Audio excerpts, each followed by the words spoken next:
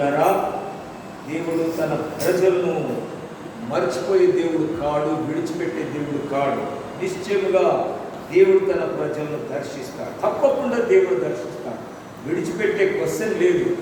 వారిని కొట్టి అయినా, వారికి దెబ్బలు తెప్పించి అయినా దేవుడు వారిని దర్శించి తన మార్గంలోకి తెచ్చుకుంటాడు. దేవుడి స్తోత్రం.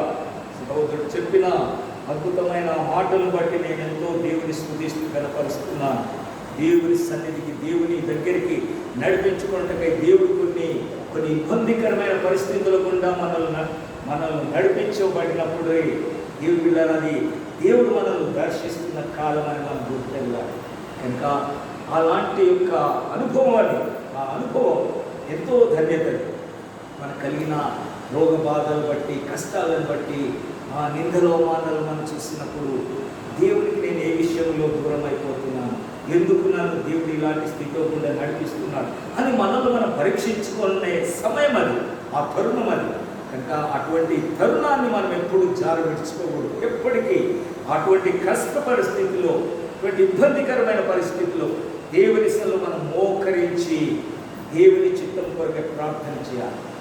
తప్పకుండా దేవుడు మనకు బయలుపరుస్తాడు, తెలియపరుస్తాడు, మనలో పశ్చాత్తాపాన్ని కలిగిస్తాడు. దేవుడు తన నామానికి, తన బిడ్డలను తన మార్గంలో తిరిగి నడిపించుకుంటాక దేవుడు కృప చూపిస్తాడు. కనుక గొప్ప కృపా కార్యాన్ని దేవుడు తన కుమారుని కుటుంబం పట్ల, తన పట్ల దేవుడు చేసినట్టే దేవుడు నేను స్తుతిస్తున్నాను. దేవుని స్తోత్రం. హల్లెలూయా. ప్రియ సహోదరుడు మామూలు వ్యక్తి కాడు. ఆ సంగతి నాకు బాగా తెలుసు. అక్కడ అభిషేకించబడిన వాడు, దేవుని ఆత్మ కలిగిన వాడు, దేవుని ఆత్మతో దర్శించబడుతూ దేవుని సన్నిధిలో ఆసక్తి కలిగి ఉన్నవాడు అని ఆయా పరిస్థితులను బట్టి దేవునికి దూరం అయిపోతున్నప్పుడు దేవుడు ఎలా దగ్గర తీసుకోవాలనో, ఎంత దెబ్బ కొట్టాలనో, ఎంత దేవుడు శిక్షించాలో అంతే దేవుడు ఇస్తాడు. అది మనము ఆ సమయాల్లో అది మనం తెలుసుకోగలగాలి. దేవుని సన్నిధిలో మోకరించి ఆయన యొక్క సన్నిధానం ఆ తరుణం ఇచ్చాడు. ప్రార్థనలు చేసుకునే తరుణం ఇచ్చాడు. దేవుని సన్నిధిలో తను తాను సమర్పించుకున్నట్టుగా తరుణం ఇచ్చాడు.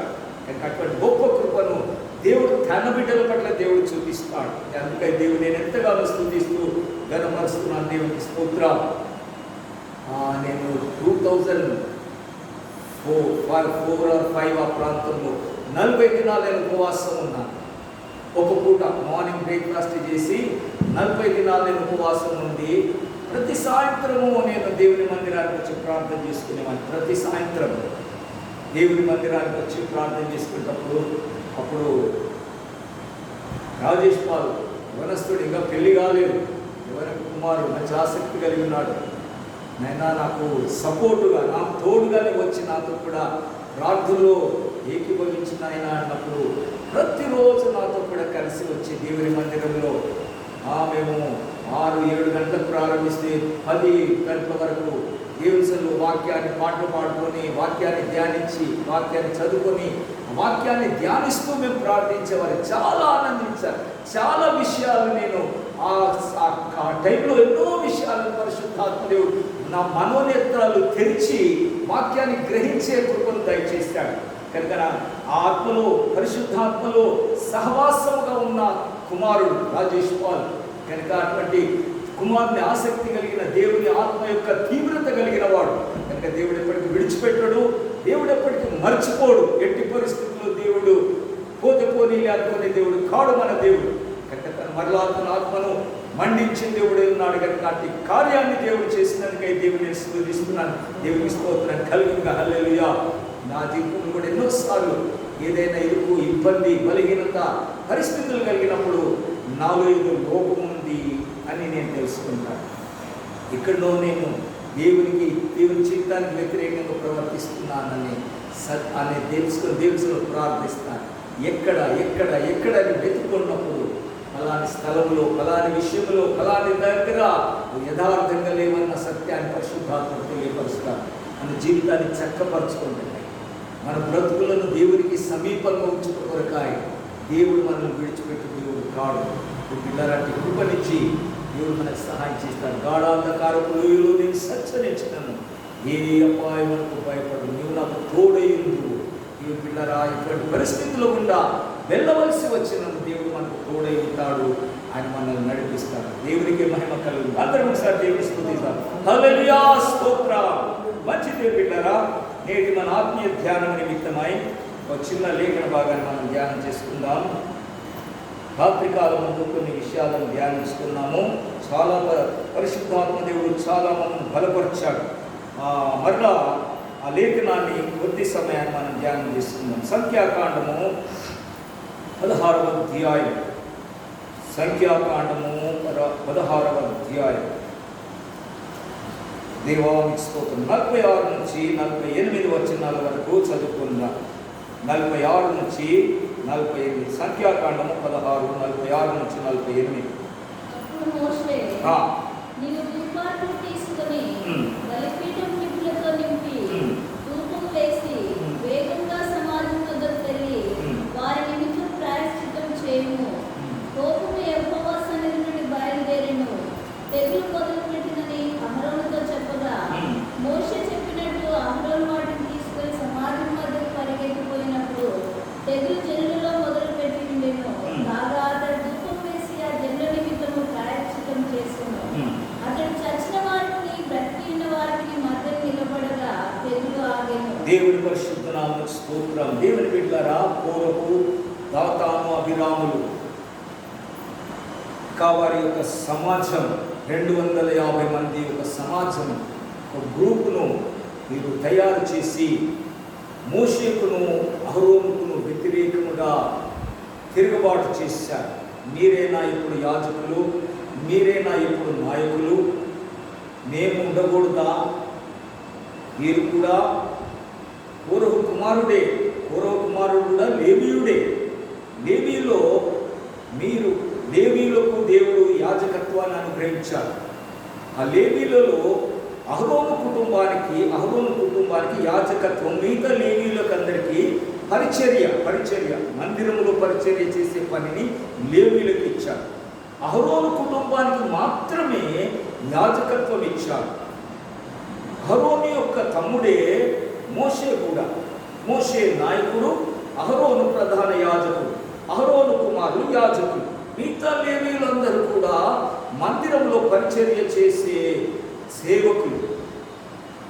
ఇది వారికి గిట్టలేదు. కోరహుకు చూశాడు, ఎప్పుడు వీరేనా యాజకత్వం చేయాల్సింది, వీరేనా నాయకత్వం చేసేది ఒక్కడేనా అని కోరహు తనతో పాటు దాతాను, అబీరామును పోగు చేసుకొని ఇంకా ఒక 250 మంది ప్రముఖులను పోగు చేసుకొని మోషేకు అహరోనుకు వ్యతిరేకంగా లేచారు. దేవుని బిడ్డలారా, ఇప్పుడు మోషే వారితో వాదించి, నేనెంతటి వాడినయ్యా, దేవుడిచ్చిన ఈ కృపకు నేనెంతటి వాడిని, రేపు దేవుడు ఎవరు తనవారు కారో దేవుడే నిర్ణయించును గాకని వారందరినీ పిలుస్తాడు. పిలిచినప్పుడు దేవుడు వచ్చేసి దేవుని యొక్క కార్యాన్ని చూపిస్తాడు. దాతాను, అబీరాము, కోరహు వారిని దేవుడు తృణీకరించేశాడు. వారు తీసుకొని వచ్చిన ధూపార్తులందరూ తీసుకొచ్చారు. ధూపార్తులు తీసుకొస్తే ఎవరి ధూపార్తులను అనగా ఎవరి ధూపమును దేవుడు అంగీకరిస్తాడో చూస్తామన్నప్పుడు దేవుడు ఎవరి ధూపమును అంగీకరించలేదు. అందరూ అక్కడినే పడి చనిపోయారు. దాతాను, అబీరాములు వారు తమ గుడారాల్లో ఉండగానే భూకంపము భూమి నెరవేర్చి వారిని ప్రాణములతోనే మింగివేసింది. ఆ దృశ్యాన్ని చూసి వారందరూ భయపడి అన్నిని పంపించి కాల్చివేశారు. వారు చనిపోయారు. ఈ దృశ్యాన్ని చూసి ఇశ్రాయేలు ప్రజలు ఉన్న మిగతా వారు మోషే అహరోనులపై తిరుగుబాటు చేశారు. మీరు దేవుని ప్రజలను చంపుతున్నారు అని మోషే అహరోనులపైకి మరలా తిరుగుబాటు చేశారు. తిరుగుబాటు చేసిన వారి దేవుడు మొత్తితే చంపివేస్తే అది చూసి ప్రజలు మారకుండా మరలా వారు మోషే పైన తిరుగుబాటు చేశారు. దేవునికి ఇంకా సహనము చనిపోయింది, దేవునిలో ఓపిక చనిపోయింది. ఎన్నోసార్లు ఓర్చుకుంటూ దేవుడు వస్తున్నాడు, కానీ ఓర్పు చనిపోయి ఆ ఇశ్రాయేలు ప్రజల్లోనికి దేవుడు తెగులు పంపించేస్తాడు. తెగులు ఇశ్రాయేలు ప్రజల్లో ప్రారంభమై ఒక కొన నుంచి ఇశ్రాయేలు ప్రజలను చంపేసుకుంటూ వస్తున్నారు. దేవుని బిడ్డలారా, అప్పుడు మోషే సంగతిని గ్రహించాడు. ఆత్మలో మోషే సంగతిని గ్రహించి మోషే ఇప్పుడు అంటున్నాడు, మోషే ఇప్పుడు చెప్పినప్పుడు మనం చదివిన మాట, అప్పుడు మోషే ధూపార్తిని తీసుకొని బలిపీఠపు నిప్పులతో నింపి ధూపము వేసి వేగముగా సమాజంలో వెళ్ళి వారి నిమిత్తము ప్రాయశ్చిత్తము చేయము. కోపము యెహోవా సన్నిధి నుండి బయలుదేరును, తెగులు మొదలు పెట్టినని అహరోనుతో చెప్పగా. దేవుని బిడ్డలారా చూడండి, దేవుని సన్నిధి నుండి కోపం బయలుదేరింది, దేవుని సన్నిధిలో నుండి తెగులు బయలుదేరింది.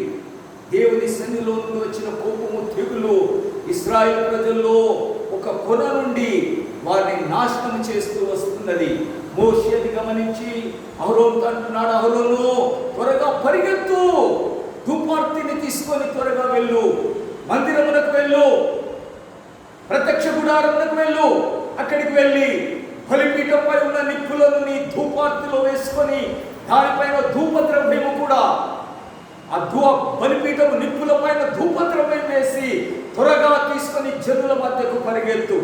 దేవుని బిడ్డలారా, దేవుని సన్నిధిలో నుండి దిగి వచ్చిన తెగులు, దేవుని సన్నిధిలో నుండి వచ్చిన కోపం, ఆ కోపమును చల్లార్చుట కొరకాయి, ఆ కోపమును ఆపివేట కొరకాయి, మనుషులను బ్రతికించుట కొరకాయి, మనుషులలో దేవుని కోపం, మనుషులపైకి వచ్చిన దేవుని కోపాన్ని చల్లార్చుట కొరకాయి మోషే చేస్తున్నటువంటి ఒక కార్యము, ధూపార్తిని తీసుకో. అహరోను ప్రధాన యాజకుడు తన ధూపార్తిని తీసుకొని త్వరగా మందిరానికి పరిగెత్తు. ఎందుకు? మందిరములో బలిపీఠం ఉన్నది, మందిరములో బలిపీఠం ఉన్నది. ఆ బలిపీఠం పైన నిప్పులు ఉన్నాయి, బలిపీఠం పైన నిప్పులు ఉన్నాయి. ఈ నిప్పులు ఎప్పుడు ఆరిపోని నిప్పులు. దేవుని మందిరంలో ఉన్న బలిపీఠంపై ఉన్న నిప్పులు ఎప్పుడు ఆరిపోవివి, ఆరిపోనీయకూడదు. ఈ నిప్పులు ఎప్పుడు మండిస్తూనే ఉండాలి. ఆ నిప్పులను, ఆ బలిపీఠంపై ఉన్న నిప్పులను ధూపార్తిలో వేసుకొని ధూపద్రవ్యమును తీసుకొని ఆ ధూపమును తీసుకొని వచ్చి ప్రజల మధ్యలో వెళ్ళాలి. తెగులు బయలుదేరింది, తెగులు చివరి నుంచి వస్తున్నది. ఆ తెగులు ఎక్కడి వరకు వస్తుందో అక్కడి వరకు వెళ్ళిపోయి ఇక్కడ ధూపం వేయాలి, ధూపం వేయాలి, ధూపం వేయాలి. ఆ ధూపమును బట్టి తెగులు ఆగిపోతుంది. మనము నిన్న ధ్యానించుకున్నాం, దేవుని తెగులు, దేవుని తెగులు దేవుని యొద్ద నుండి పంపబడి ఒక దూత వచ్చి తెగులు చేస్తుంటుంది, నాశనం చేస్తుంటుంది. తెగులు అనగా దేవుని యొద్ద నుండి దూతలు ఉన్నారు. మంచి చేసే దూతలే కాదు, ఇలా పనిష్మెంట్ చేసే దూతలు కూడా దేవుని దగ్గర ఉన్నారు, పనిష్మెంట్ ఇస్తుంటారు. ఆ దూతలు బయలుదేరి వచ్చేసి దేవుని ఆజ్ఞని బట్టి నాశనాన్ని కలిగిస్తారు. ఐగుప్తులు సంహారం చేశారు, సంహారపు దూత అని దానికి పేరు, సంహరించారు. ఐగుప్తులో 10 తెగులు వచ్చాయి దేవుని దూత ద్వారానే. దేవుని బిడ్డలారా, ఆ సంగతిని మనము చూసాం కదా నిన్న. 2వ సమూయేలు గ్రంథంలో ఒకసారి చూడండి. 2వ సమూయేలు గ్రంథం 24వ అధ్యాయంలో 15వ వచనం చదవమ్మా. తెగులు రప్పించగా, చాలు, ఇశ్రాయేలు మీదకి తెగులు రప్పించగా 16వ వచనం చదవమ్మా. అయితే దూత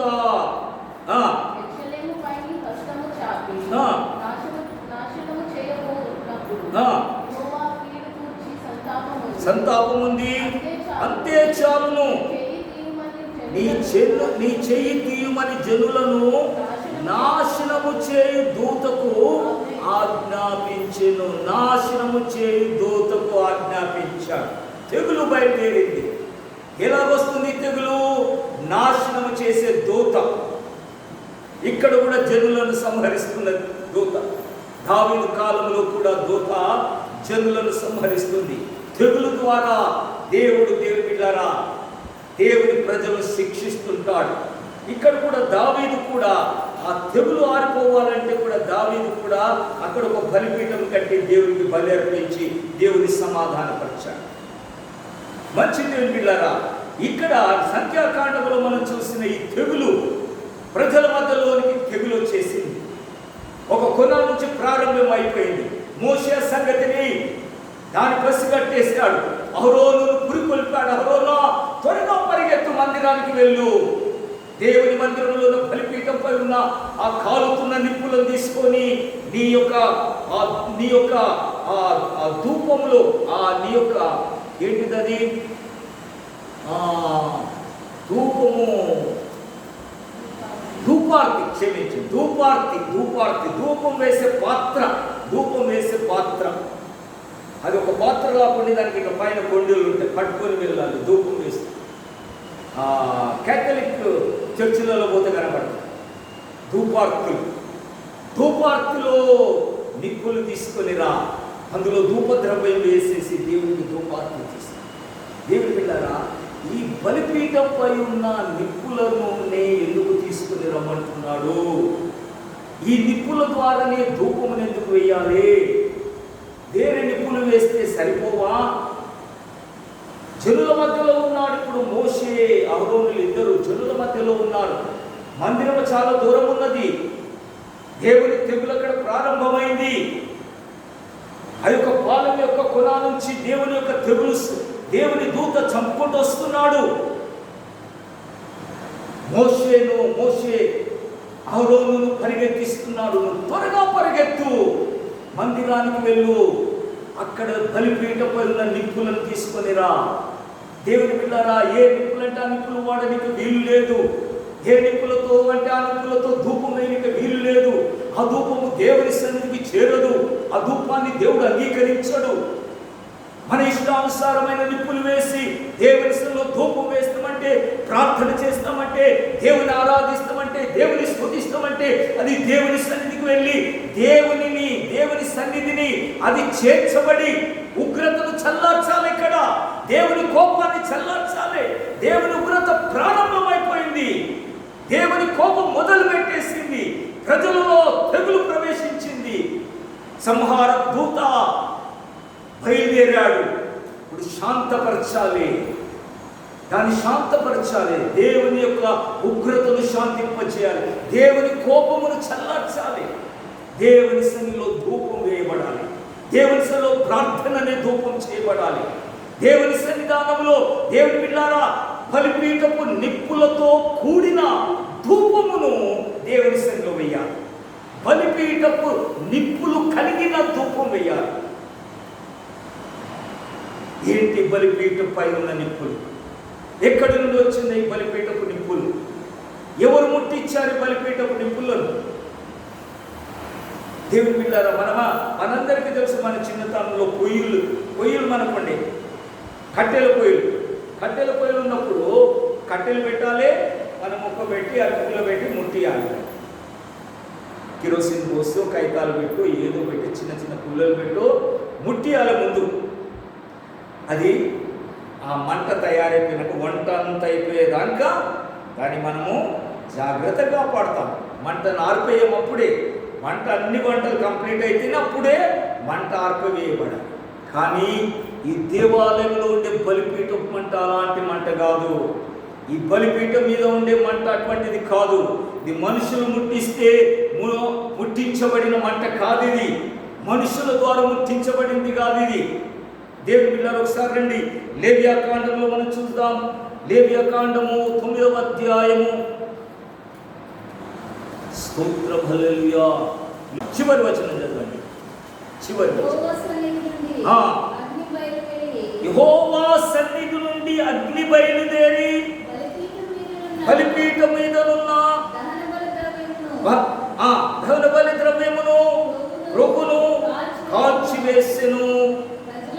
ప్రజలందరూ దాన్ని చూసి ఉత్సాహధ్వని చేసి సాగిలపడిరి. దేవుని పరిశుద్ధ నామమునకు స్తోత్రం. దేవుని బిడ్డలారా, మొట్టమొదటిగా ప్రత్యక్ష గుడారమును నిలువబెట్టేసి దాంట్లో ఏమేమి అరేంజ్ చేయాలి అన్ని అరేంజ్ చేసుకుంటూ వచ్చి బలిపీఠం పైన దేవునికి బలులు అర్పిస్తున్నారు. బలులన్నీ అర్పించి బలిపీఠం పైకి తీసుకొని వచ్చేస్తున్నారు. దేవుని బిడ్డలారా, ఆ బలిని దేవుడు అంగీకరించారు. బలిపీఠంపై కట్టెలన్నీ పేర్చారు.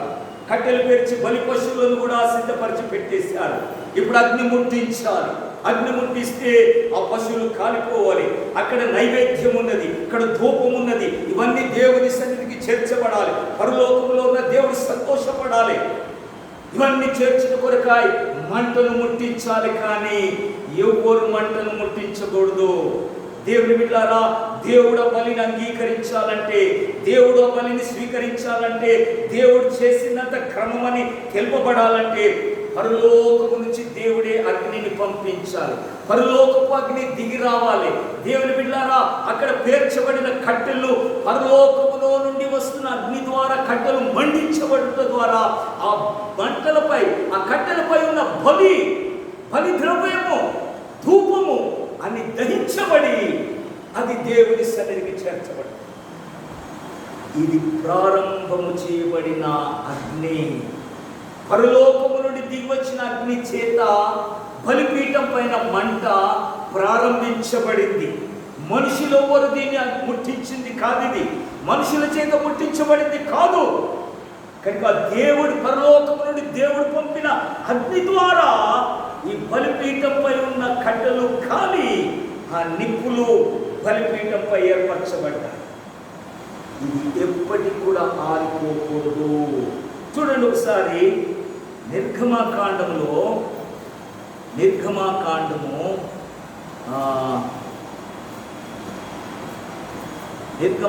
6వ క్షమించండి లేవియాకాండము 6వ అధ్యాయము, లేవియాకాండం 6వ అధ్యాయం. దేవుడు ముందుగానే సెలవిచ్చిన సంగతిని చూద్దాం. 6వ అధ్యాయము 12వ వచనం. బలిపీఠం మీద అగ్ని మండుచుండవలెను, అది ఆరిపోకూడదు. ప్రతి ఉదయమున కట్టెలు వేసి ఉంచి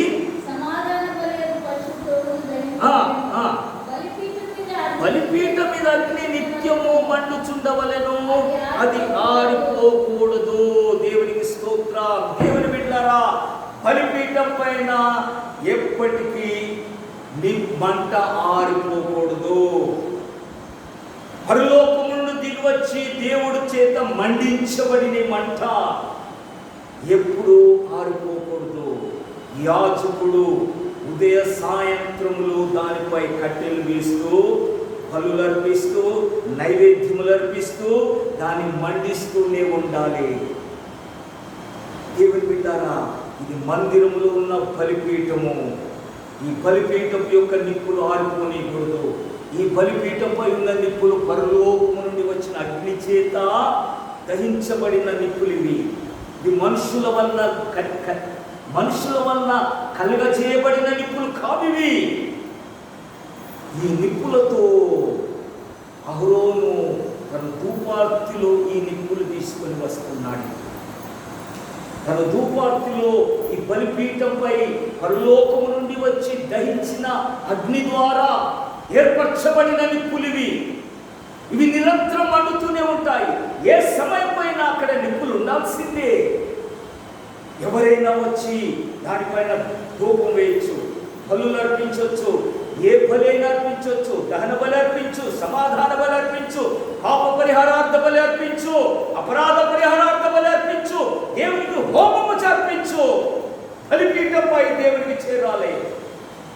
అది దేవుడు ముట్టించిన మంట పైన కట్టెలు తీసుకొచ్చి వేయాలి. అప్పుడు నీ బలిని దేవుడు అంగీకరిస్తాడు. దేవుని బిడ్డలారా, ఈ బలిపీఠమే ప్రార్థన అనే బలిపీఠం. దేవుని సంఘములో ప్రార్థన అనే బలిపీఠం పైన పరిశుద్ధాత్మ ద్వారా మనం అభిషేకించబడిన ప్రార్థనే దేవుని సన్నిధికి చేరే ప్రార్థన. మన ప్రార్థనలు పరలోకము నుండి దిగి వచ్చిన అగ్ని ద్వారా దహించబడిన ప్రార్థనలై ఉండాలి. మన ప్రార్థనలు, మన ధూపము, మన యొక్క స్తుతులు, మన ఆరాధనలు పరలోకము నుండి దిగి వచ్చి మండించిన ఈ యొక్క పరిశుద్ధాత్మ అనే మంట పైన, నిప్పుల పైన మన ఏ బలులైనా ఏ నైవేద్యమైనా దేవునికి అర్పించాలంటే ఈ యొక్క మంట పైననే, ఈ నిప్పుల పైననే. ఈ నిప్పులు సామాన్యమైన నిప్పులు కావు. దేవుని బిడ్డలారా, ఇది దేవుని మందిరంలో ఉన్న బలిపీఠము, దేవుని మందిరంలో ఉన్న ప్రార్థన సహవాసము, దేవుని మందిరంలో చేసే ప్రార్థన అనే బలిపీఠము. ఈ బలిపీఠం పైన పరిశుద్ధాత్మ చేత మనము దహించబడుతూ ఉన్నాం. నిప్పులను ఆర్పు చేయకూడదు, పరిశుద్ధాత్మను ఆర్పు చేయకూడదు. పరిశుద్ధాత్ముడు ఎప్పుడూ మండుతూనే ఉండాలి. చూడండి, తెస్సలోనికీ రాసిన మొదటి పత్రికలో ఒక మాట ఉన్నది. తెస్సలోనికీ రాసిన మొదటి పత్రిక 5వ అధ్యాయం, మొదటి పత్రిక 5వ అధ్యాయము 19 వచ్చిన చదువుతున్నాను. మొదటి తెస్సలోనికీలకు రాసిన పత్రిక 5:19. ఆత్మను ఆర్పకుడి. చాలు. ఆత్మను ఆర్పకుడి. దేవుని నామమునకు స్తోత్రం. దేవుని బిడ్డలారా, పరిశుద్ధాత్మను దేవుడు మనకు అనుగ్రహించింది ఆరిపో చేసుకునేటందుకు కాదు. ఇందాక కుమారుడు చెప్తున్నాడు, దేవుడు మనల్ని దర్శిస్తాడు. ఆయన సామాన్యమైన వాడు కాడు. దేవుని అగ్ని చేత కాల్చబడిన వాడు. అగ్ని ఆరిపోకూడదు, అగ్ని దహిస్తూ ఉండాలి. దహిస్తూ ఉండాలంటే ఏం చేయాలి? బలిపీఠం పైన అగ్ని మండుతూ ఉండాలంటే, ఆరిపోకుండా ఉండాలంటే ఏం చేయాలి? బలులు అర్పిస్తుండాలి. ఉదయ సాయంకాలము దేవునికి బలులు, నైవేద్యములు అర్పిస్తూ ఉండాలి. కట్టెలు తీసుకొచ్చి దాని మీద వేయాలి. నీవొక కట్టె, నేనొక కట్టె, నీవొక కట్టె, ఒక్కొక్క కట్టె తీసుకొని ప్రార్థన కూడికలో, ప్రార్థన కూటంలో ఈ కట్టెలు వేసి పరిశుద్ధాత్మనే మంటతో మనము దహించబడాలి. అప్పుడు మనం చేసే ప్రార్థన దేవుని సన్నిధికి చేర్చబడుతుంది. అప్పుడు మనం అర్పించే ధూపము దేవుని సన్నిధికి చేర్చబడి ఏ తెగులైనా ఆపగలదు, ఏ కష్టమునైనా ఆపగలదు, ఏ శోధనైనా ఆపగలదు, ఏ కీడు నుండైనా మనం తప్పించగలదు. మన ప్రార్థన దేవుని సన్నిధికి చేర్చబడాలి. అహరోను, పరిగెత్తు, మందిరానికే వెళ్ళు. మందిరంలో బలిపీఠం ఉన్నది, అక్కడ మంట ఉన్నది, అక్కడ నిప్పులున్నాయి. పరలోకము నుండి దిగి వచ్చి మండించిన నిప్పులవి. పరిశుద్ధాత్ముడు వచ్చి మండించిన మంట ఇది. ఆశామాషగా కూర్చొని ప్రార్థించుకునే ప్రార్థనలుగా ఇవి. పరిశుద్ధాత్ముడు మండించిన స్థలం ఇది. పరిశుద్ధాత్ముడు దిగి వచ్చి మండించిన మందిరం ఇది. విశ్వాసులు వైరు ఇక్కడికి రా, ఇక్కడ నుండి వచ్చే నిప్పులు తీసుకొని వెళ్ళు. అప్పుడు నీ ధూపం వేయి, అప్పుడు నీ ప్రార్థనలు చేయి. దేవుని సన్నిధికి చేర్చబడతారు. దేవుని బిడ్డలారా, ఆత్మను ఆర్పకుడి. పరిశుద్ధాత్మను ఆర్పకూడదు, పరిశుద్ధాత్మను ఆర్పకూడదు. ప్రతిరోజు బలులు అర్పించాలి, ప్రతిరోజు ధూపం వేయాలి దేవునికి. ఉదయ సాయంత్రములు దేవునికి దహన బలి అర్పించాలి. దహన బలి అర్పించుటకు ఎవరు కాదు, యాజకుడే ప్రతిరోజు అర్పించాలి. యాజకుడు ప్రతిరోజు ఉదయ సాయంత్రం, ఇది క్రమం. ఆ మందిరంలో బలిపీఠం పైన దహన బలి దేవునికి అర్పించాలి. మిగతా బలులు ఎవరికి, నేను పాపం చేస్తే నా పాపము నిమిత్తం నేను దేవునికి విరోధంగా ప్రవర్తిస్తే సమాధాన బలి. ఏ బలి అయినా ఎవరు తెచ్చినా ఆ మందిరంలో ఉన్న బలిపీఠం పైన అర్పించాలి. ఎవరు ధూపం వేసినా మందిరంలో ఉన్న బలిపీఠం నిప్పులతో గ్రహించాలి. ఇలాంటి మనం చూసాం. చూడండి, లేవియా కాండంలోని వేరే నిప్పులను దేవుడు అంగీకరించాడు. లేవియా కాండము 10వ అధ్యాయం మొదటి వచ్చిన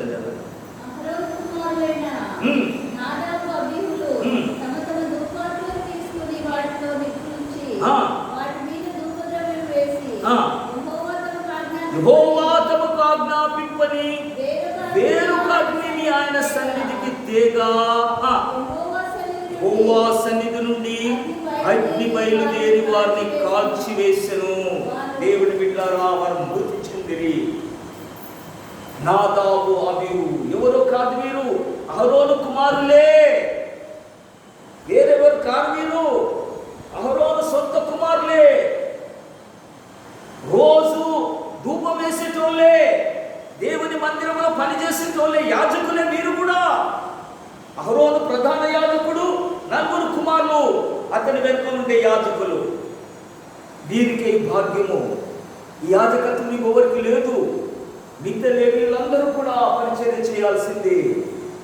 ఇటువంటి నాదాబు అబీహులు దేవుని మందిరానికి అన్యాగ్నిని తీసుకొని వచ్చారట. అన్యాగ్ని, తమ ధూపార్తులలో అన్యాగ్నిని తీసుకొని వచ్చింది. అన్యాగ్ని, వేరొక అగ్నిని ఆయన సన్నిధికి తేగా. యెహోవా తమకు ఆజ్ఞాపింపని వేరొక అగ్నిని ఆయన సన్నిధికి తేగా. దేవుని బిడ్డలారా చూడండి, యెహోవా ఆజ్ఞాపించింది ఏంటిది? బలిపీఠం మీద ఉన్న అగ్నిని మాత్రమే వాడాలి, వేరొక అగ్నిని వాడాలి. ఇంకెక్కడిది? దేవుని మందిరంలో ఉండేది ఒకే అగ్ని, వేరే ఎక్కడ అగ్ని కనబడదు, ఎక్కడ నిప్పులు ఉండవు. బలిపీఠం పైననే నిప్పులు ఉండేవి. అది దైవాగ్ని. హల్లెలూయా, దైవాగ్ని. అది ఇదిగో ఆ దైవాగ్ని కాక, పరలోకం నుండి వచ్చిన అగ్ని కాక, వీరిద్దరూ వేరొక అగ్నిని తీసుకొని వచ్చారు, అన్యాగ్నిని తీసుకొని వచ్చారు. తమ సొంతము, మేము ఏది చేసినా చెంతది అన్నటువంటి భావము, నిర్లక్ష్యము. మేము యాజకులము, మేము దేవుని సన్నిధిలో ఎలాగో ధూపం వేసినా దేవుడు అంగీకరిస్తాడని అనుకున్నారు. నేను అనుకుంటున్నాను టైం అయిపోయింది, ధూపం వేసే టైం అయిందేమో. పరిగెత్తుకొని ఇంటికి వెళ్ళి రావాలి. ఇంటికి వెళ్ళి పరిగెత్తుకొని వస్తూ అక్కడనే నిప్పులు వేసుకొని తీసుకొని వచ్చుంటాను. టైం అయింది కదా, త్వరగా పోదామని. దేవుని సన్నిధిలో యాజకత్వం చేయాల్సిన దేవుడు ఆజ్ఞాపించిన బలిపీఠ పద్ధతి నిప్పులతో కాకుండా వేరే అగ్నితో వచ్చాడు.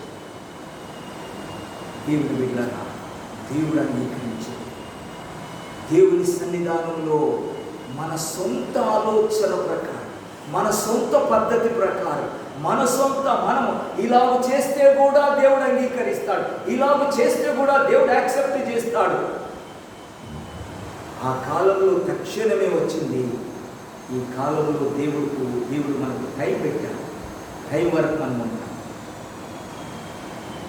మనము దేవుడు మనకి ఇచ్చిన పరిశుద్ధాత్మను మన విమోచన దినం వరకు దీన్ని కాపాడుకోవాలి. విమోచన దినం వరకు, ప్రభు రాకడ వరకు, అనగా ప్రభు రాకడ వరకు. చూడండి, ఎఫెసీలకు రాసిన పత్రిక, ఎఫెసీలకు రాసిన పత్రికలో, హల్లెలూయా, స్తోత్రం స్తోత్రం స్తోత్రం స్తోత్రం, 4వ అధ్యాయం 30 వచనం చూడండి ఒకసారి. ఎఫెసీ 4. విమోచన దినము వరకు ఆయన యందు మీరు ముద్రించబడి ఉన్నారు. దేవుని స్తోత్రం. దేవుని పరిశుద్ధాత్మను దుఃఖపరచకు. పరిశుద్ధాత్మను దేవుడు మనకి ఇచ్చింది ఆర్పో చేసుకునేటందుకు కాదు. పరిశుద్ధాత్మను మనకి ఇచ్చింది దుఃఖపరచుట కూడా. దుఃఖపడతాడు పరిశుద్ధాత్మను, దుఃఖపడతాడు. పరిశుద్ధాత్మను అంత తొందరగా విడిచిపెట్టి పోడు, ఆరిపోడు. పరిశుద్ధాత్మ ముందు దుఃఖపడతాడు, హెచ్చరిస్తాడు, బుద్ధి చెప్తాడు, గద్దిస్తాడు, దెబ్బ కొడతాడు, క్రమపరచుకోనికి అవకాశం ఇస్తాడు. అంతటి కూడా పరిశుద్ధాత్మ ఆరిపోడు. దేవుడు మనకిచ్చిన పరిశుద్ధ మందిరంలో పరలోకం నుండి దిగి వచ్చిన అగ్ని చేత కాల్చబడిన బలిపీఠంపై ఉన్నటువంటి అదంతా కూడా ఎల్లప్పుడూ మండుతూ ఉండాల్సింది, నిరంతరం మండుతూ ఉండాల్సింది. ప్రభు అయిన యేసు మనకు అనుగ్రహించిన పరిశుద్ధాత్మ విమోచన దినము వరకు మనము కాపాడుకోవలసింది. పరిశుద్ధాత్మని మనము రగిలించుకుంటూనే ఉండాలి, పరిశుద్ధాత్మని మనము మండిస్తూనే ఉండాలి. దేవుని బిడ్డలారా, ఉదయ సాయంకాలములు మన వ్యక్తిగత ప్రార్థనలో లేక సంఘ కూటములలో, నియామక కూటములలో, మనము చేరి వచ్చిన స్థలములలో పరిశుద్ధాత్మని మనము మండిస్తూ ఉండాలి. దహన బలులు అర్పిస్తూ ఉండాలి, హోమమును అర్పిస్తూ ఉండాలి, ప్రార్థనలు చేస్తూ ఉండాలి, స్తుతి స్తోత్రాలు చెల్లిస్తూ ఉండాలి.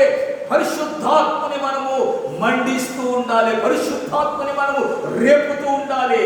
మనలో పరిశుద్ధాత్ముడు తన యొక్క ఉజ్జీవాన్ని కలిగిస్తూ ఉండాలి. ఇది మనము నిరంతరము బలిపీఠంపై మండిస్తుండాలి.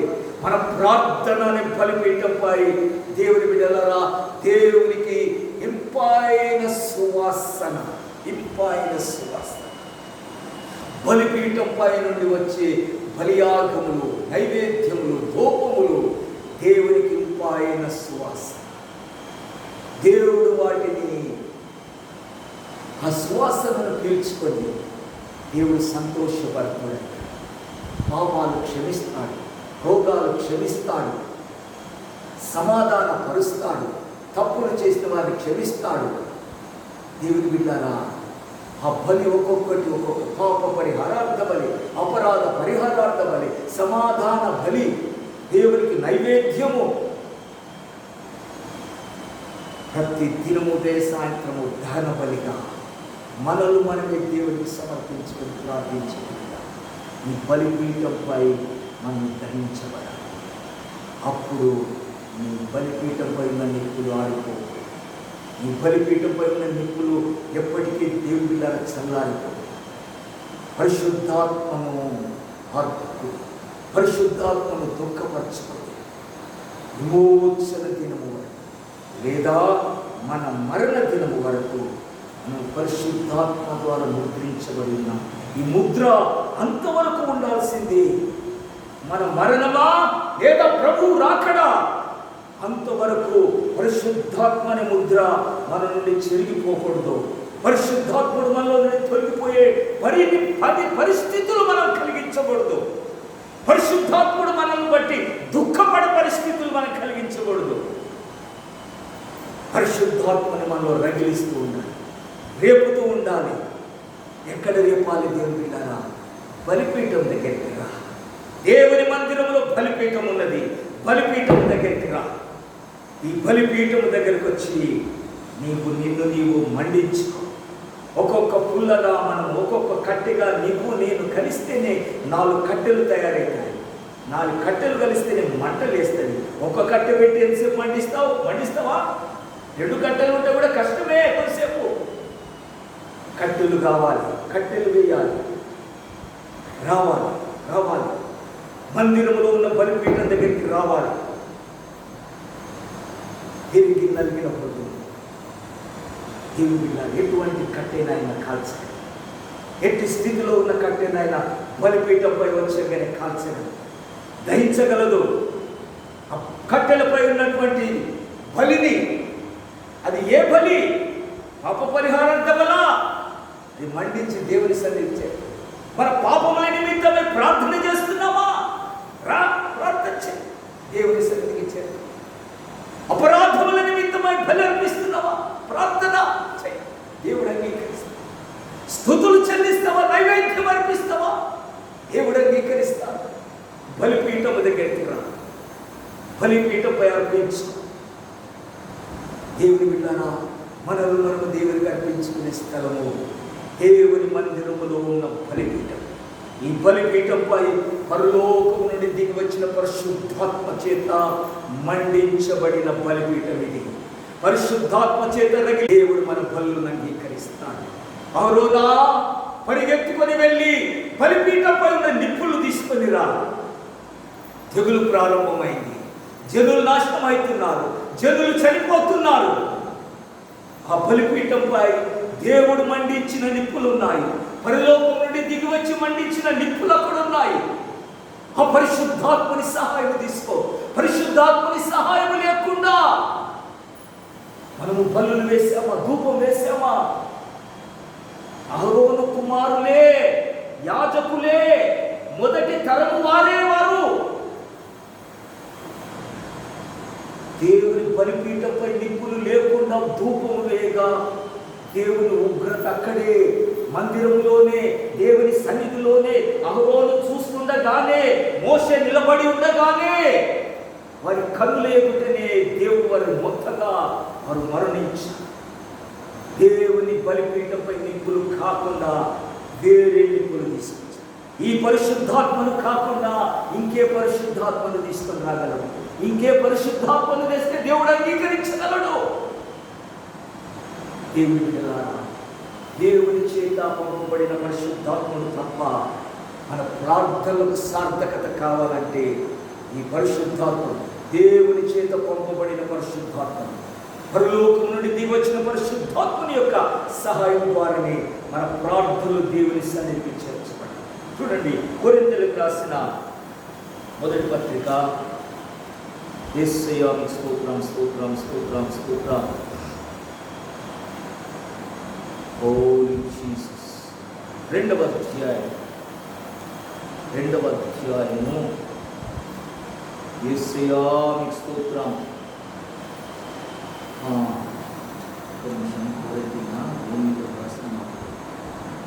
క్షమించండి, రోమీలకు రాసిన పత్రిక 8వ అధ్యాయము 26 వచనం చదువు. 26, 8, 26.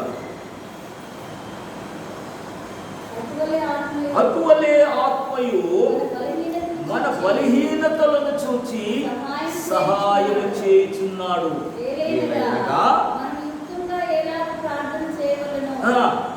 మనకు తెలియదు. మూలుగుతో ఆత్మ తానే మన పక్షముగా విజ్ఞాపన చేయుచున్నాడు. ఇంకా మరియు హృదయములను పరిశోధించువాడు ఆత్మ యొక్క మనసు ఏదో ఎరుగును. ఏదైనగా దేవునికి స్తోత్రం, హల్లెలూయా. హృదయములను పరిశోధించు దేవుడు ఆత్మ యొక్క మనసు ఏదో ఎరుగును.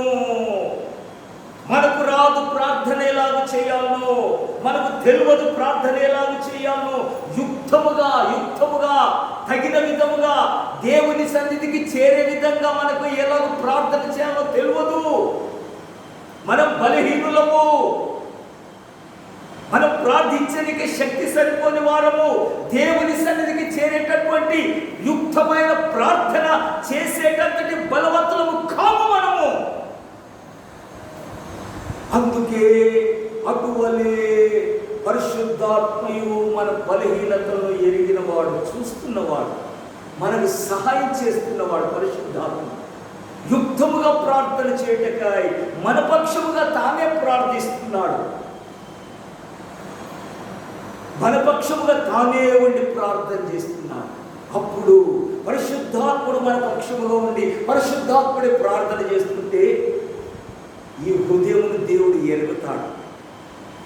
ఆత్మ హృదయం ఏదో, హృదయములను పరిశోధించువాడు ఆత్మ యొక్క మనస్సు ఏదో ఎరుగును. నీ సొంత ప్రార్థన ఏదో దేవుడు ఎరుగును. ఆత్మ యొక్క ప్రార్థన ఏదో దేవుడు ఎరుగును.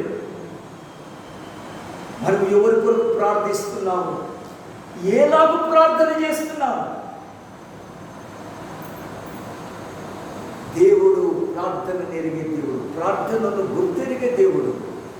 దేవుని బిడ్డలారా, మనం బలహీనులు. మనం యుక్తంగా ప్రార్థన రాదు, మనకు బలహీనులం మనం. కనుక పరిశుద్ధాత్ముడు సహాయం చేస్తున్నాడు. పరిశుద్ధాత్మని నిప్పులు తీసుకో, పరిశుద్ధాత్మ నిప్పులు తీసుకురా. బలిపీఠం దగ్గరికి రా, దేవుని మందిరానికి రా, ప్రార్థన కూటానికి రా. ఇక్కడ పరిశుద్ధాత్ముడు ఉన్నాడు. నీకు ప్రార్థించడానికి రాదు, ప్రార్థన చేయడానికి నీకు తెలియదు, యుక్తముగా నీలోంచి ప్రార్థన రాదు. ఇక్కడికి రా, దేవుని సన్నిధికి రా, దేవుని మందిరానికి రా, బలిపీఠం దగ్గరికి రా. ఇక్కడ నిప్పులు మండుతుంటాయి, నీ మనస్సును మారుస్తాయి, నువ్వు ప్రార్థించే తీరును మారుస్తుంది, నువ్వు ప్రార్థించే పద్ధతిని మార్చేస్తుంది. దేవునికి యుక్తముగా ప్రార్థన చేయ పరిశుద్ధాత్ముడే నిన్ను బలపరుస్తాడు. పరిశుద్ధాత్ముని యొక్క ప్రార్థన దేవుడు గుర్తెరుగుతాడు. అప్పుడు నువ్వు చేసే ప్రార్థన దేవునికి తెలిసిపోతుంది. ఆయన మనస్సును ఎరిగిన దేవుడు.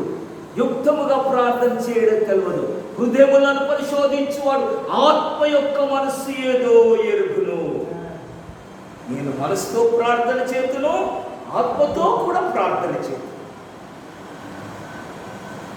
దేవుడు ఆత్మ యొక్క మనస్సును కూడా ఎరుగుతాడు. మనస్సుతో చేసే ప్రార్థన కూడా దేవుడు.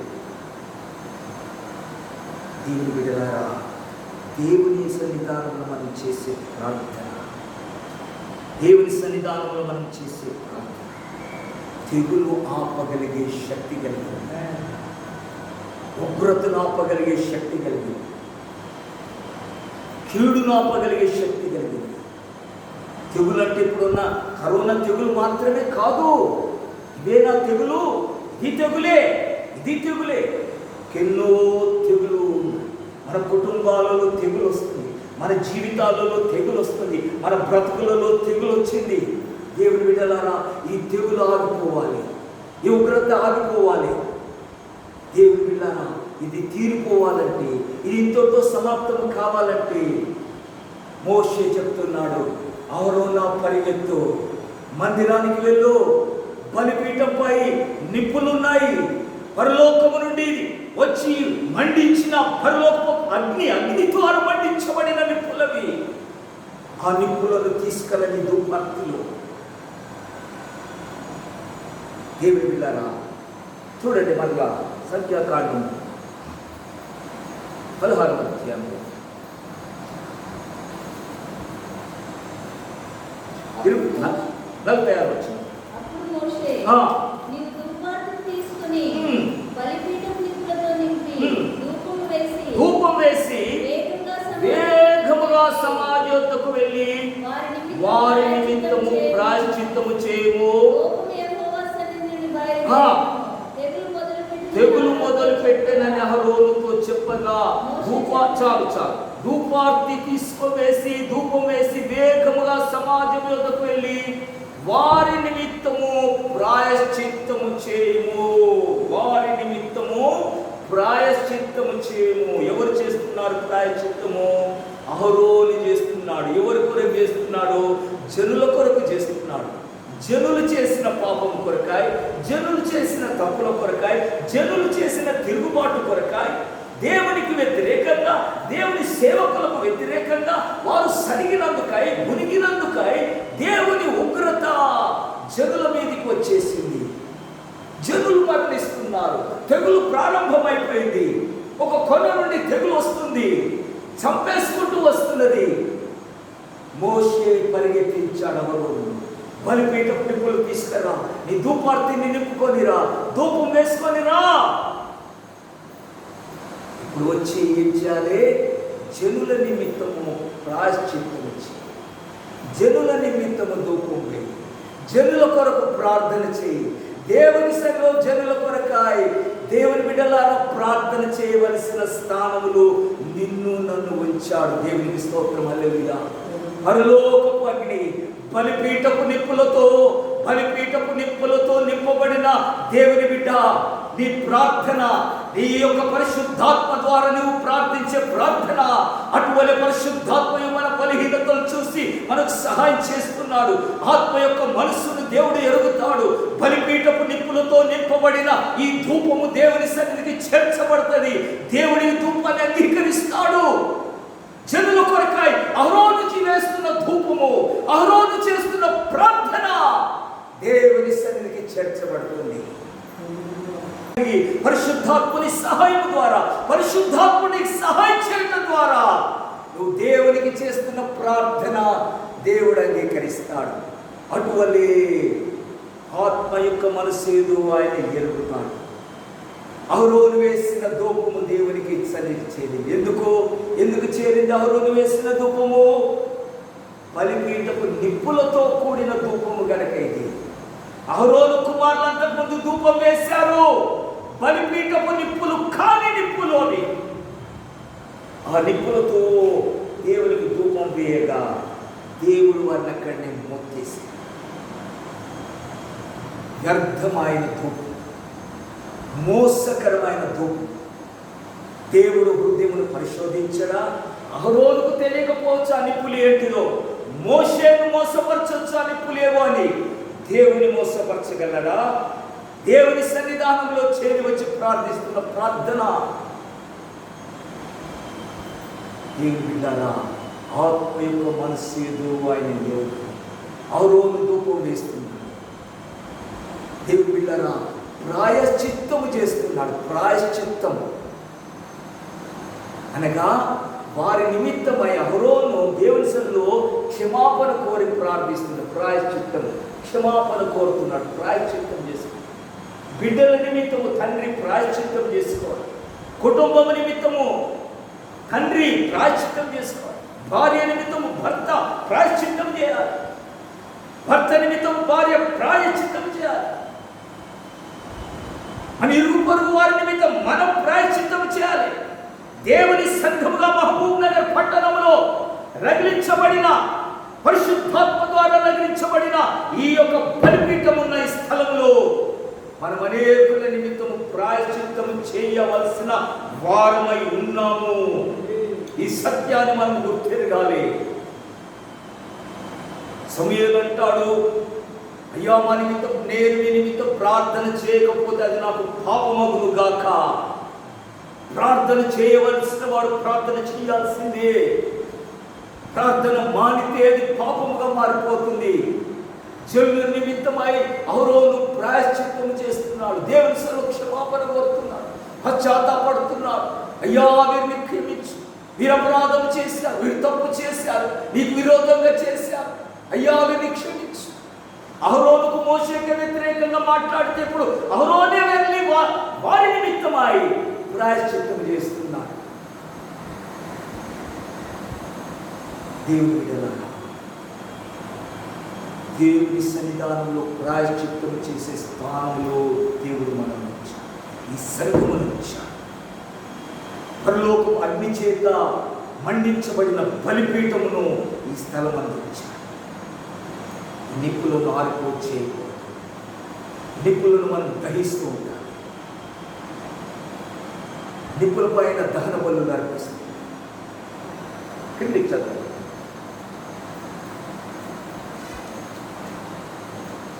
మోషే చెప్పినట్టు అహరోను వాడిని తీసుకొని సమాజం మధ్యకు పరిగెత్తిపోయినప్పుడు తెగులు ఆ జనుల్లో మొదలుపెట్టి ఉండెను. కాగా అతడు ధూపం వేసి ఆ జనుల నిమిత్తం ప్రాయశ్చిత్తం చేసెను. అతడు చచ్చిన వారిని బ్రతికి ఉన్న వారిని మధ్య నిలబడగా తెగులు ఆగెను. దేవునికి స్తోత్రం. చచ్చిన వారికి, బ్రతికిన్న వారికి మధ్యన నిలవబడగా దేవునికి స్తోత్రం. దేవుడారా, చూడండి, తెగులు ఆగిను, తెగులు ఆగిను. తెగులు ఆగిపోయేటంతటి శక్తి కలిగి, తెగులు ఆపివేసేటంతటి శక్తి కలిగి ప్రాయశ్చిత్తము చేయగా, జనుల నిమిత్తము ప్రాయశ్చిత్తము చేయగా. దేవుని బిడ్డలారా, మనం అనేక విషయాల కొరక, అనేకుల కొరక, అనేక పరిస్థితుల కొరక ప్రాయశ్చిత్తపు ధూపమును వేయవలసిన వారు,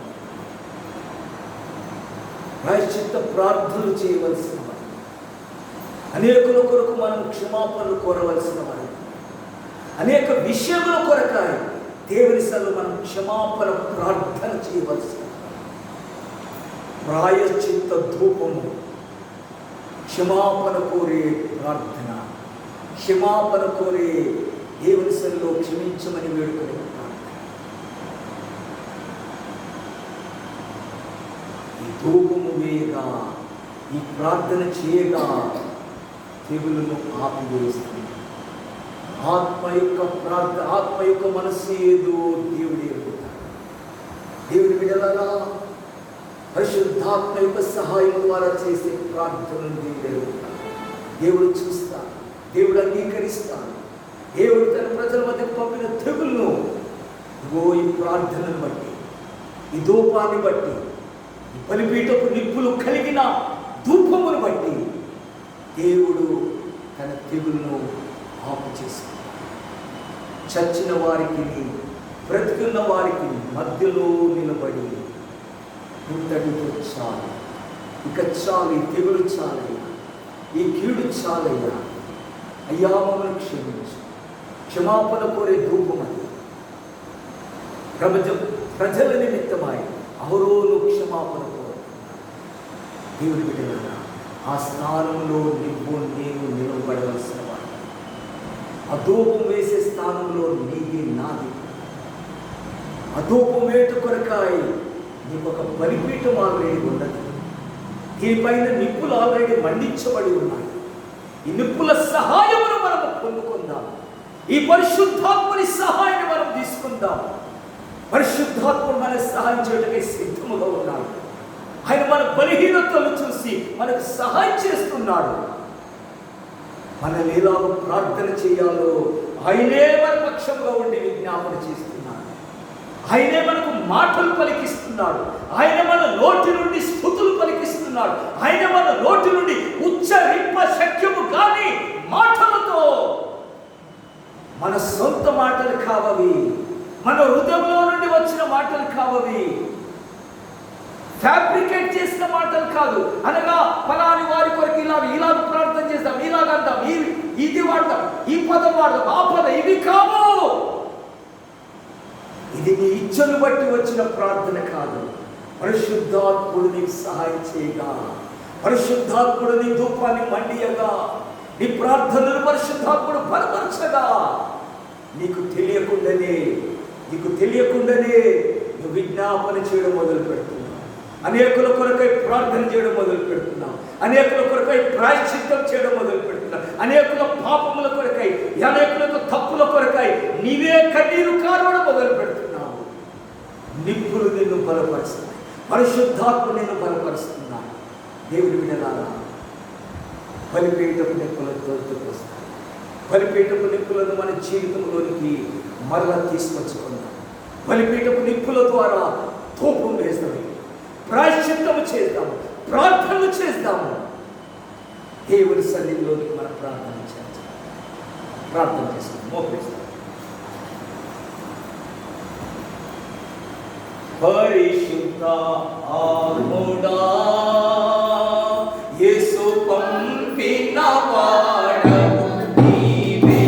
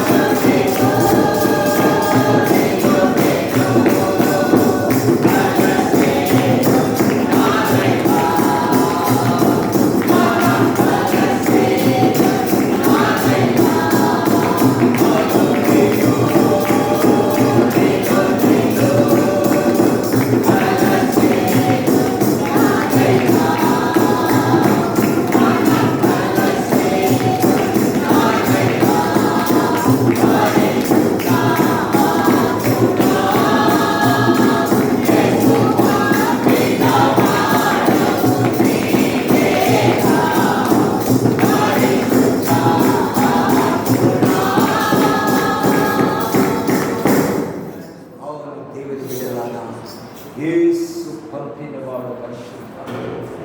హల్లెలూయా. మనలో కలిసిమెలిసి ఉండాలని ఆయన కోరిక. మన జీవితంలో ఆయన కలిసి, మనం ఆయనలో కలిసి, అప్పుడే మనం చేసే ప్రార్థన రూపాలు దేవుని సన్నిధించాలి. తెగులు ఆపగలుగుతాయి, కీడును ఆపగలుగుతాయి, కష్టాలను ఆపగలుగుతాయి, రోగాలను ఆపగలుగుతాయి. ఈ పరిశుద్ధాత్మని మనం కలిగి ఉన్న బిడ్డలు, పరిశుద్ధాత్మని ద్వారా మండించబడిన సంఘమిది. సంఘ స్థాపనే పరిశుద్ధాత్మ ద్వారా. ఈ మండించబడిన మంటను ఆర్పకూడదు. దేవుని బిడ్డలు ఆరిపోనీయకూడదు. దీన్ని మనము దహిస్తాం. దహించబడకాయ ప్రయాసపడదు.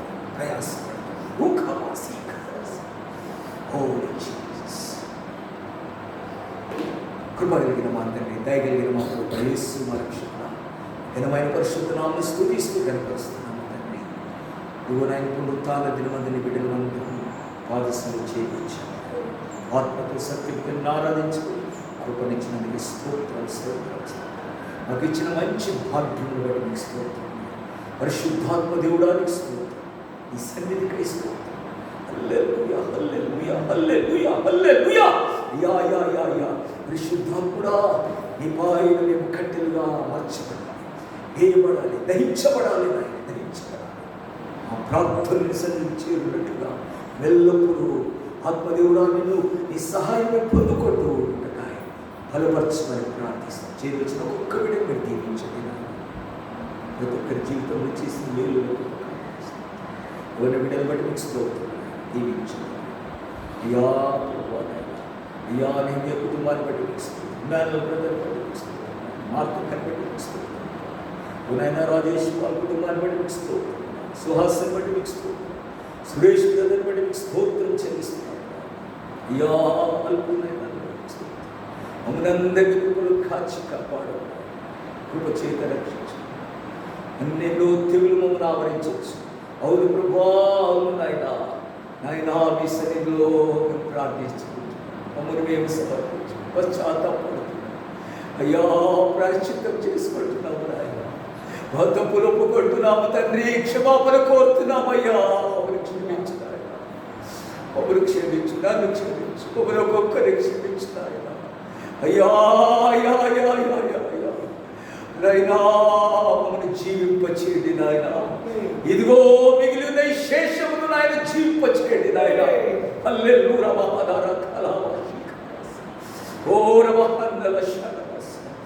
ఓ తండ్రి, నీ బలిపీఠపు నిప్పులతో పరిశుద్ధాత్మ యొక్క సహాయంతో నాయన మమ్మల్ని ఇంకా వర్ధిల్లచేయండి. యాత్రలో కొనసాగింపచేయండి నాయన. అయ్యా నీ రాకడ పర్యంతము నాయన ఆత్మను ఆర్పకుండా మేము నాయన ముద్రించబడిన వారు మరి గుర్తెరిగి తండ్రి అనేకులను బలపరుస్తూ మమ్మల్ని మేము బలపరుచుకుంటున్నాయన. అనేకుల మేలు కొరకాయ ప్రార్థించి బిడ్డలుగా ఉండే కృపలోని మమ్మల్ని పిలిచావు, నియమించావు నాయన. మమ్మల్ని ఏర్పరచుకున్నావు తండ్రి. దేవా ఈ కృపను మేము నిర్లక్ష్యపరచక నాయన. ఓ వేరొక అగ్నితో కాదు ప్రభు, వేరొక అగ్నితో పని జరగదు నాయన. నువ్వు ఓర్చుకునే దేవుడు కాదు నాయన. మీరు మాకు ఇచ్చిన బలిపీఠపు అగ్నియే నాయన మేము వాడాలి తండ్రి. అటు కృపతో మమ్మల్ని నింపండి నాయన. ఆ బలిపీఠపు అగ్నిని మేము కలిగి ఉన్న బిడ్డలం కనుక దానిని మేము వాడుకుంటూ ఉపయోగపరచుకుంటుకాయ. అయ్యా ఈ ఆత్మను ఆర్పుకుండా నాయన మండించుటకాయ బలపరచుకొని ప్రార్థిస్తుంది. బిడ్డలైన మమ్మల్ని అందరినీ బలపరచండి. నీ సెలవు మేము చేరువచ్చి నీ కృప కొరకు కనిపెట్టి నా ఆత్మ ద్వారా నడిపించబట్టి రాకడ కొరకు మమ్మల్ని సిద్ధపరచుకుంటుకాయ. విమోచన దినము వరకు మమ్మల్ని ముద్రించుకుంటుకాయ నీ కృప దాయిచ్చామని ప్రార్థిస్తాను. నీ శాంతి సమాధానాన్ని బిడ్డలు అనుగ్రహించండి. నీ కృపతో నింపండి నాయన. గతించిన నాయన దినములో జరిగిన కీడంతటిని బట్టి తొలగించినని బట్టి స్తోత్రం చెల్లిస్తున్నాను తండ్రి. అయినా మేలుతో మా హృదయంలో తృప్తిపరిచి సంతోషపరచమని ప్రార్థిస్తున్నాను. దేవా మీకు స్తోత్రం నాయన. యా మీకు స్తోత్రిస్తున్నాను. సంఘ బిడ్డలందరినీ దీవించండి. మరి ఎక్కడ ఏ స్థలంలో ఉన్నారు వారందరినీ మీరు దీవించండి, ఆశీర్వదించండి. ఏ పరిస్థితుల్లో ఉన్నాను ప్రభు కనికరించమని ప్రార్థిస్తున్నాను. దేవా సహాయం దయచేయండి తండ్రి. ఈ మధ్యాహ్న కాలం దీవించేతము నింపి పంపగలరని మా ప్రభువు రక్షకుడు సజీవుడై ఉన్న యేసుక్రీస్తు పరిశుద్ధ నామమున ప్రార్థించి వేడుకొనుచున్నాము పరమ తండ్రి. ఆమేన్. మంచిది.